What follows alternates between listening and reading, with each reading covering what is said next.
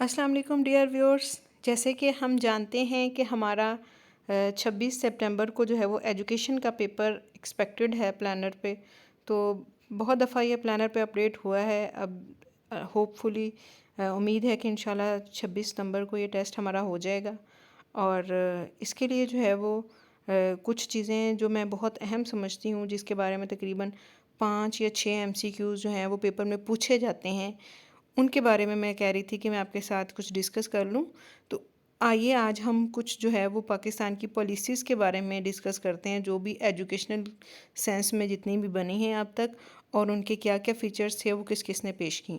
سب سے پہلی جو ہے وہ ایجوکیشنل کانفرنس کے نام سے جو ہوئی تھی وہ 1947 میں ہوئی تھی، اور یہ کراچی میں ہوئی تھی، جو کہ 27 نومبر سے سٹارٹ ہو کر 1 دسمبر تک جو ہے وہ رہی تھی.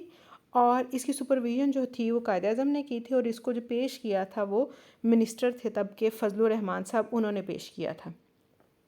یہ جو ہے وہ پاکستان کی جو آئیڈیالوجی ہے اس کی پوری طور پہ عکاسی کرتی تھی. اس کے علاوہ جو ہے technical education, primary education, cultural relation committee اور وومن کمیٹی اور سائنٹیفک ریسرچ کمیٹی جو ہے وہ اس میں بنائی گئی تھیں. اور 3 سے 6 ایئر اور 6 سے 11 ایئر کے بچوں کو جو ہے وہ فری ایجوکیشن جو ہے وہ پرووائڈ کی جائے گی، یعنی کہ پری پرائمری اینڈ پرائمری سیکشنز کو جو ہے وہ فری ایجوکیشن پرووائڈ کی جائے گی. اڈلٹ ایجوکیشن بھی جو ہے وہ اس میں سٹارٹ کی گئی تھی، کیونکہ اس وقت جو ہے وہ اڈلٹس کا لٹریسی ریٹ جو تھا وہ بہت زیادہ کم تھا. Compulsory physical education. جی تو ویورز، آج کی اس ویڈیو میں ہم نے ڈسکس کیا ایجوکیشن کے پیپر کے حوالے سے ایجوکیشن پالیسی کو. تو یہ پارٹ 1 ہے ویڈیو کا. پارٹ 2 میں نیکسٹ ویڈیو میں شیئر کرتی ہوں، جس میں مزید پالیسیز کے بارے میں آپ کو بتاؤں گی.